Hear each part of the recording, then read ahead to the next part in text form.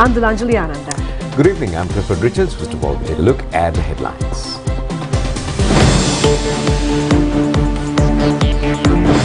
Litro gas prices reduce. President says Sri Lanka's next country assessment on anti-money laundering and countering the financing of terrorism will commence in near future. Poson celebrations across the country. Indian authorities claim a single fault led to the Odisha rail disaster. Sri Lanka elected as the Vice President of the 78th session of the United Nations General Assembly. Re-elected Turkey President appoints his new cabinet. Moving on to the stories in detail and topping the local stories, Litro domestic gas prices will be slashed from midnight today according to the price formula. Accordingly, steps have been taken to reduce the price of a 12.5 kilogram gas cylinder by 452 rupees. The new price of a 12.5 kilogram gas cylinder will be 3,186 rupees. The 5 kilogram gas cylinder has been reduced by 181 rupees. Accordingly, the new price is at 1,281 rupees. Meanwhile, the price of 2.3 kilogram gas cylinder has been reduced by 83 rupees and its new price is 598 rupees. Chairman of Litro Gas Company Mudita Peri said that the world gas price decline, strengthening of the rupee and productive financial policies have largely contributed to the price revision. He also said that an institution, they have managed to reduce their costs and extend those benefits to the consumers. He added that the Litro Gas Company has embarked on a journey to become a profitable state entity while safeguarding and extending benefits to its consumers. President Ranil Wickremesinghe says that Sri Lanka's next country assessment on anti-money laundering and also the countering of financing of terrorism will commence in the near future. He said that the assessment holds immense significance as Sri Lanka's compliance in these areas is crucial for the enhancing of the ease of doing business, rating and also attracting foreign investments. Well, the President made these remarks while addressing the National Law Conference at the Grand Hotel in Nuwara Eliya yesterday. The conference, held under the theme Ease of Doing Business Within a Conducive Legal Framework, concluded today. Chief Justice Jayant Jayasuriya, Attorney General Sanjay Rajaratnam and experts in the legal sector were present at this occasion.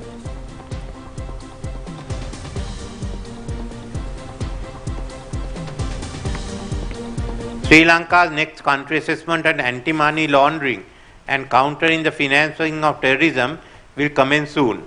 Sri Lanka's compliance in this area is a vital prerequisite in enhancing the ease of doing business rating and attracting foreign investments.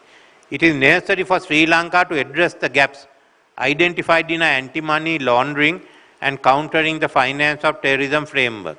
Not addressing the gaps will have a potential risk of Sri Lanka being again identified as a country with strategic deficiencies. This should cause severe adverse impact to the economic development of the country. Addressing the gaps will support the government and anti-corruption framework, thus ensuring the successful implementation of the IMF program. Well, devotees are celebrating the Poson festival by prioritizing Amisa and Pratipaddi Puja. Large crowds were seen at Poson Poya Day programs taking place in Anuradhapura following a gap of several years. Large crowds were seen visiting the Anuradhapura historic city since the beginning of the Poson week. Sacred sites including Jayasri Mahabodhi, Ruwanvali Mahasaya and Mihintalaya are filled with large numbers of pilgrims. Accordingly, many Dansal programs were organized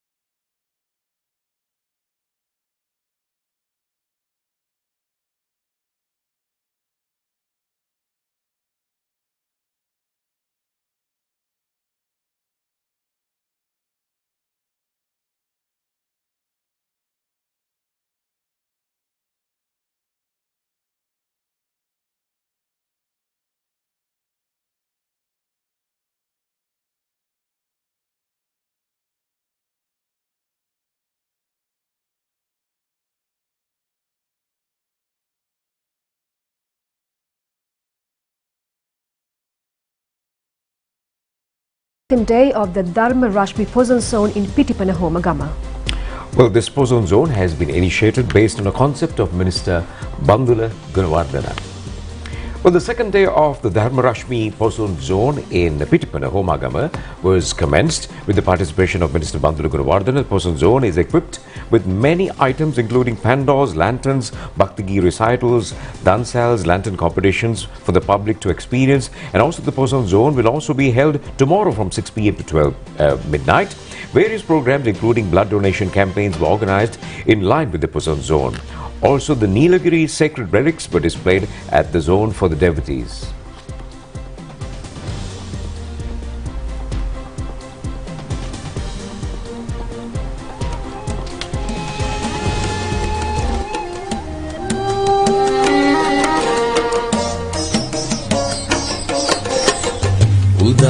Lahiru se lo sanasavana taruyana se sita pahadavana Uda lahiru se lo sanasavana taruyana.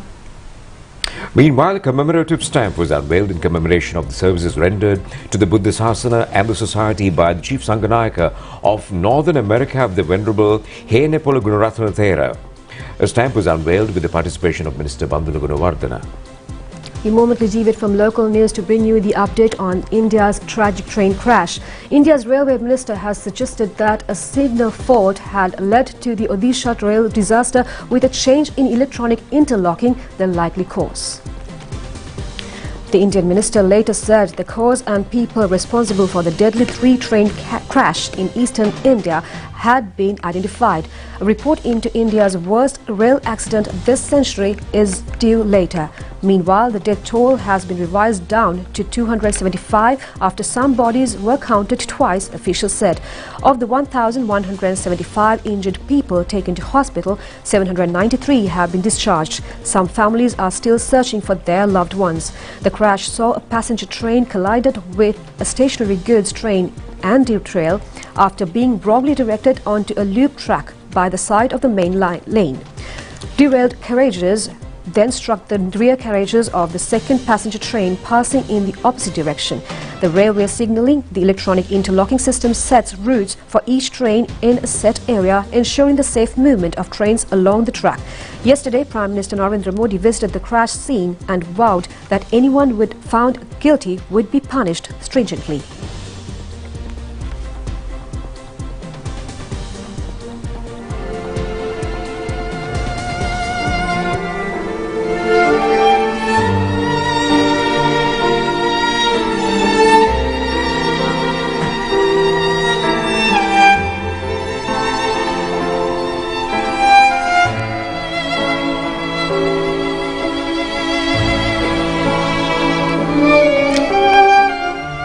President Ranil Wickremesinghe has conveyed his heartfelt condolences to the Prime Minister and the people of India following the tragic multiple train collision in Odisha state. In a letter addressed to the Prime Minister of India, President Wickremesinghe expressed his profound sadness upon learning about the devastating incident. He emphasized that people of Sri Lanka stand united in their sympathy and support for India during this difficult time. Sri Lanka was unanimously elected as a Vice President of the 78th session of the United Nations General Assembly. Well, the permanent representative of Sri Lanka to the United Nations, Mohan Paris, will assume position on behalf of the Asia-Pacific region from September 2023 to September 2024. The United Nations announced the appointment of Sri Lanka alongside a diverse group of nations including Bolivia, Estonia, Iceland, Iran, Malaysia, Morocco, the Netherlands, Singapore and Uganda. And also these newly elected vice presidents will join the 5 permanent members of the Security Council who serve as Assembly vice presidents on an annual basis. May I take it that the General Assembly therefore agrees to proceed to elect the vice presidents of the General Assembly now? I hear no objections. It is so decided.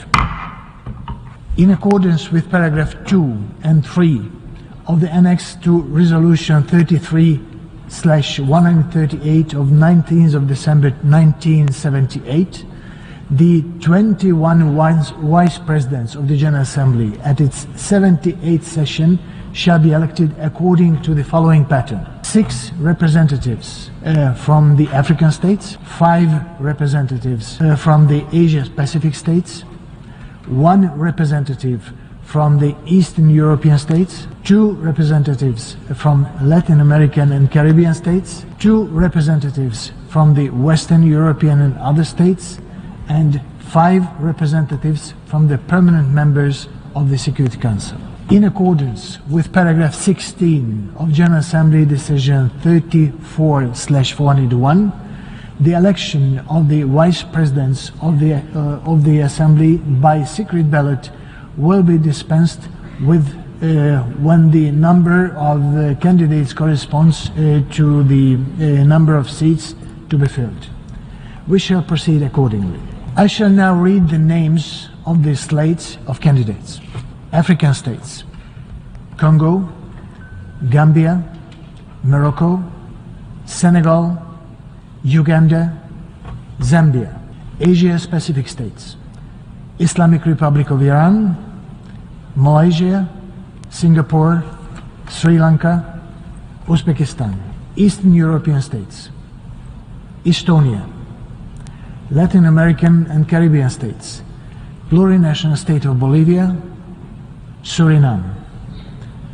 Western European and other states: Iceland, Kingdom of the Netherlands. Since the number of candidates corresponds to the number of seats to be filled in each region, I declare those candidates elected in addition to the 5 representatives from the permanent members of the Security Council.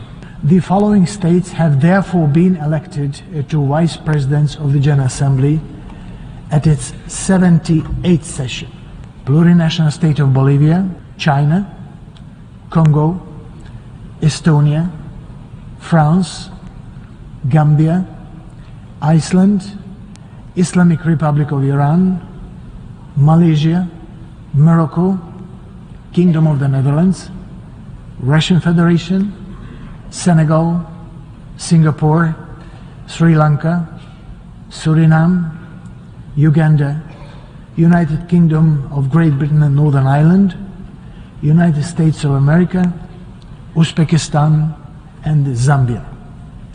I wish to take this opportunity to congratulate the states which have been elected vice presidents of the General Assembly at its 78th session. Well, from the UN General Assembly sessions, we come back home to take a few more items in brief. A 17-year-old student was bathing and drowned in the Kumbukan oil, and he drowned while bathing with a group of people in the Okampiti area. 4 persons have been injured on a head-on collision in the Tantiria area along the Bandaral-Badru road. Accordingly, a van and a car collided with each other. The injured were admitted to the Bandaral District Hospital, and the driver of the car has been taken into custody. The Sri Lanka Army recently used drone technology on experimental basis for spraying of insecticides and herbicides for the Army paddy cultivations.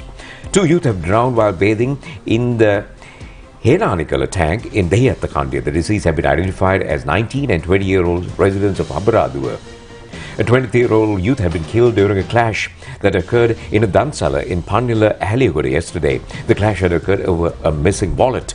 The victim was admitted to the Aliaguda base hospital after being assaulted by a sharp weapon, and the victim died while receiving treatment. An almsgiving was held at the Matugama Auditorium today. It was being held with the participation of Prime Minister Dinesh Gunawardena. The almsgiving was organized in parallel to the Matugama Poson Zone, which was organized based on a concept of the State Minister P.L. Nishanta. Minister Tiran Alas called for a report on an alleged incident between Chairman of the Tamil National People's Front MP Gajendra Kumar Ponnambalam and police officers. The Ministry of Public Security said that submissions over the incident will be made to the courts tomorrow. 3 Sri Lankan youth have been qualified to compete in 3 pageants organized for international models this year. Accordingly, they have been qualified for the Man of the World, Man of the Earth and Mr. World Heritage pageants. Frank Deshan from Gaul, Shiran Polgola from Borlaskamua and Kaitia Veeraratna from Kandy have been selected for the pageants respectively. The fourth session of the Joint Commission between Sri Lanka and the Maldives will be held from June 6th to the 7th at the Ministry of Foreign Affairs, Colombo. Well, Minister Ali Sabri will co-chair the Joint Commission with his counterpart Abdullah Shahid, Foreign Minister of the Maldives, on the 7th. And also the senior officials of the Joint Commission will be held on June 6th and will precede the ministerial level meeting. The Joint Commission is expected to enable two countries to assess the progress of bilateral relations and also deliberate on new initiatives. The Commission will also discuss on the way forward to further advance cooperation covering multifaceted areas of shared interest, including trade and investment. On the sidelines of the Joint Commission, several memorandums of understanding are scheduled to be signed between the two countries. The previous Joint Commission was held in the Maldives in February 2017. Dr. Ratnasri Vijayasinghe completes 50 years of his creative journey. Marking this milestone, the English version of the Vasanaya poetry collection written by Dr. Ratnasri Vijayasinghe was unveiled recently. The event was held at the Foundation Institute in Colombo. The 70th birth anniversary of Dr. Ratnasri Vijayasinghe was held on last 2nd. This event was organized parallel to his birth anniversary. Professor Samman Chandra Ranasinghe and author Sumitra Rahubadda made speeches appreciating the creations of Dr. Ratnasri Vijayasinghe. Professor Raj Somadeva presented souvenirs to Dr. Vijayasinghe at the event. Parallel to the ceremony, a book exhibition comprised of all his creations was also organized at the premises. Many artists were present at the occasion.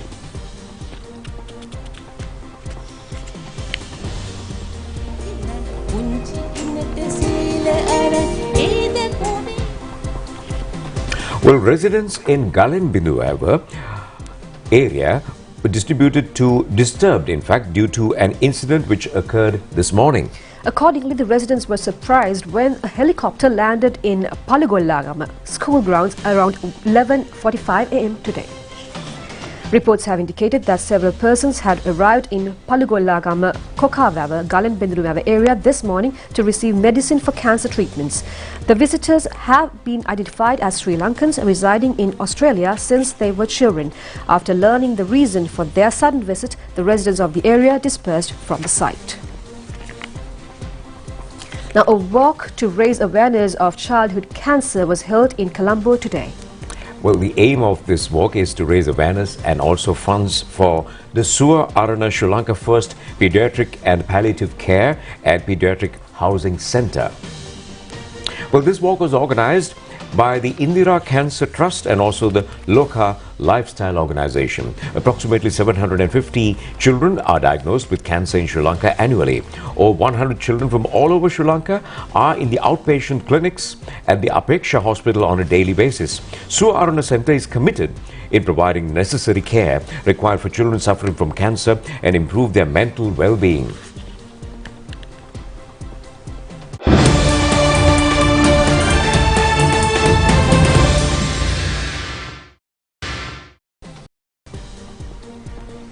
Welcome back. On foreign news, Turkish President Recep Tayyip Erdogan has been sworn in as head of state after winning an historic runoff election to extend his two-decade rule for another 5 years.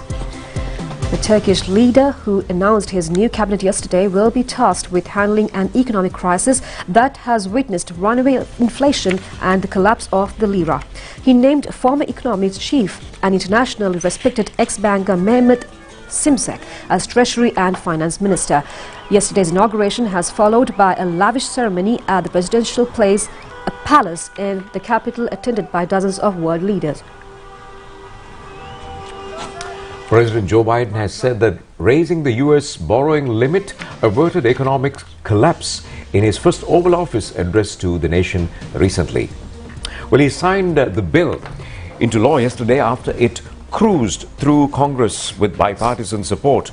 The Democratic president voiced rare praise for his Republican counterparts, saying they operated in good faith. He said a U.S. default on its $31.4 trillion US debt by Monday's deadline could have been catastrophic. For weeks, the White House and Republicans debated details of a deal.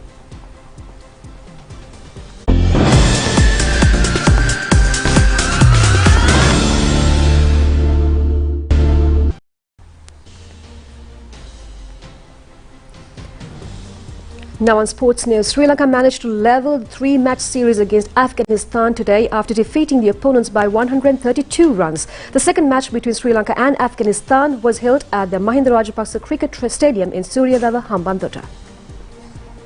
Batting first, Sri Lanka managed to put up a score of 323 for the loss of 6 wickets in their 50 overs. Kusal Mendes scored 78 while Dimut Karunaratne scored 52. Farid Ahmed and Mohammad Nabi picked up 2 wickets each. Chasing a target of 324, Afghanistan only managed to gather 191 runs in their innings. Captain Hismatullah Shahidi scored 57, Dhananjay De Silva and Wanidu Hasaranga picked up 3 wickets each. Dushmantha Chamira picked up 2 wickets, and the third and the decisive match of the series will be held on June 7th.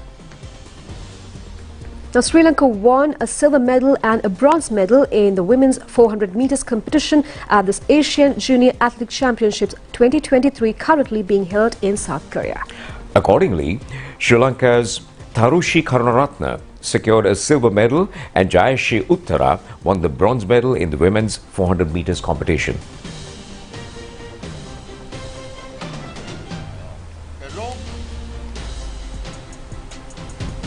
A Sri Lankan duo managed to win the overall championship of the 1,851 plus engine capacity category at the Dakshin Dare Motor Rally.